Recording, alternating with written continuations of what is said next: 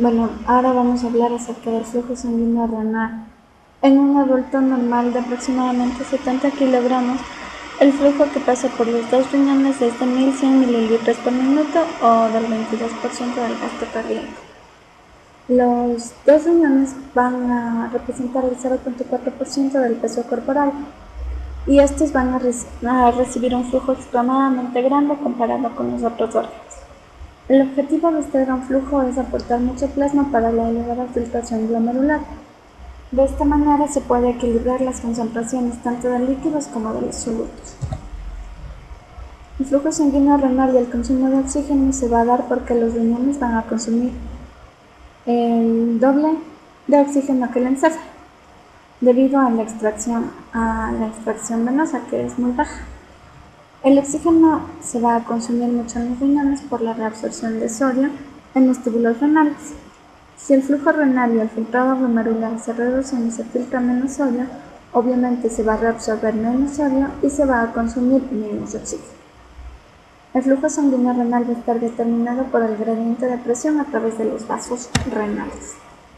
El flujo sanguíneo renal, tanto de la corteza como de la médula, a la corteza va a llegar la mayor parte del flujo renal, mientras que a la médula va a llegar tan solo del 1 al 2% del flujo sanguíneo renal total.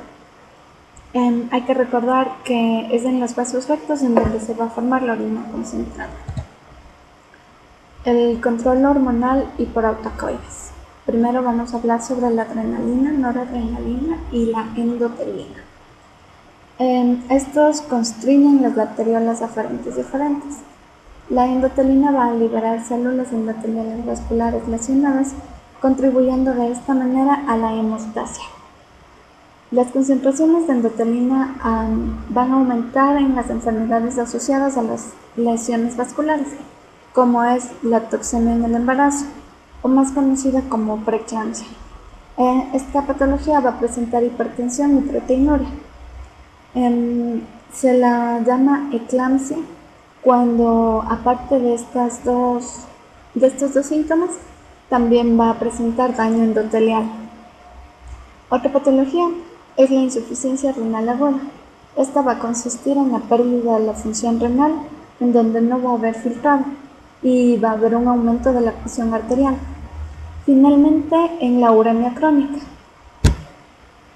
va a consistir en que los productos tóxicos no se van a eliminar de la sangre por un mal funcionamiento renal.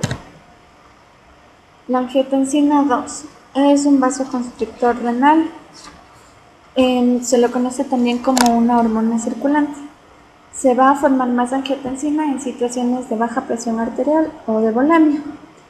Cuando hay mayor concentración de angiotensina 2, va a reducir el filtrado glomerular y se van a constreñir las arteriolas diferentes, evitando la reducción de la presión hidrostática, reduciendo el flujo sanguíneo renal y reduciendo de esta manera el flujo hacia los capilares peritubulares, aumentando la reabsorción de sodio y agua.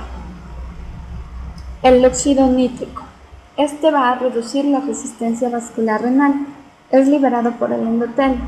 El óxido nítrico mantiene la vasodilatación de los riñones y permite excretar normalmente el sodio y el agua.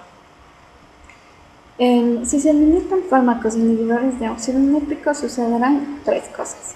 Aumentará la resistencia vascular renal, disminuirá el filtrado glomerular y la excreción urinaria de sodio y se elevará la presión arterial.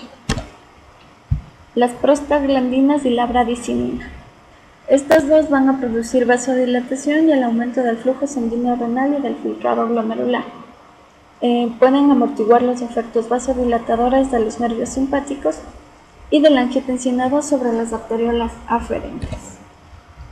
La autorregulación del filtrado glomerular y del flujo sanguíneo renal. La autorregulación se va a dar para mantener el organismo equilibrado si ocurriera una variación en la presión arterial. La principal función de la autorregulación es mantener un filtrado glomerular constante que permita mantener equilibrado el oxígeno, los nutrientes y la excreción de los productos de desecho. La importancia de la autorregulación del filtrado glomerular para evitar cambios extremos en la excreción es que la autorregulación va a impedir cambios renales si hay cambios en la presión arterial que afecten al filtrado glomerular.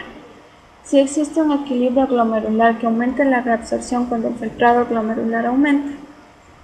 El filtrado glomerular normalmente es de 180 litros por día. Su reabsorción es de 178 litros y medio por día, lo que deja 1,5 litros por día para la excreción en la orina. Pero si tan solo hubiera una variación del 25% en la presión arterial, se eliminaría muchísimo más líquido, porque el filtrado glomerular se mantiene, la reabsorción se mantiene y lo único que varía es la excreción. Ahora, la participación de la retroalimentación tubulo-glomerular en la autorregulación del filtrado glomerular. Tenemos que los riñones tienen un sistema de regulación que se va a acoplar a las concentraciones de cloruro de sodio en la mácula densa.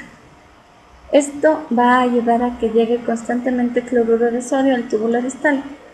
La mácula densa es un grupo especializado de células epiteliales en los túbulos distales.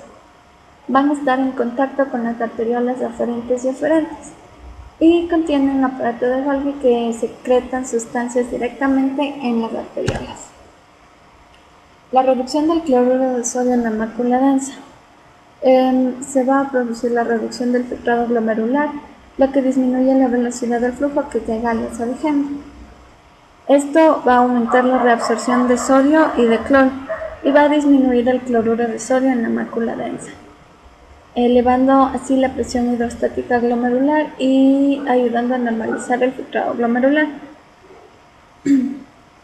Todo esto va a producir un aumento de la liberación de renina en las células yuxtaglomerulares de las arterias aferentes y eferentes, que son los principales reservorios de renina. La autorregulación miógena del flujo sanguíneo renal y el filtrado glomerular. Primero hay que saber qué es un mecanismo miógeno, pues es la capacidad del vaso sanguíneo de resistirse al estiramiento durante el aumento de la presión arterial. Ahora, la autorregulación miógena es cuando se estira la pared vascular, lo que deja que se mueva el calcio desde el líquido extracelular a las células y provoca una contracción que va a impedir la distensión de la pared y el aumento excesivo del flujo sanguíneo renal y del filtrado glomerular cuando la presión arterial aumenta. Finalmente, tenemos los factores que aumentan el flujo sanguíneo renal y el filtrado glomerular. Se sabe que una ingestión elevada de proteínas va a aumentar el flujo sanguíneo renal y el filtrado glomerular.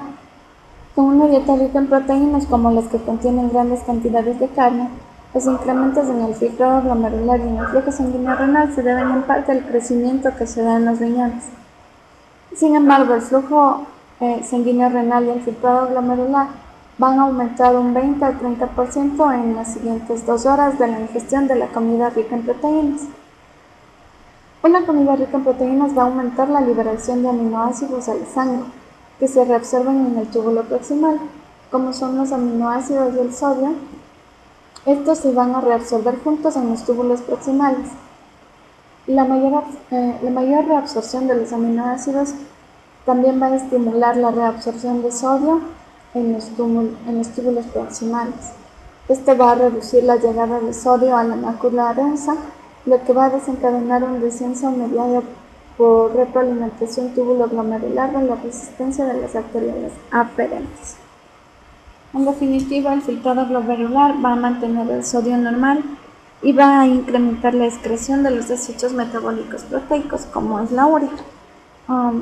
Espero que el video les haya servido.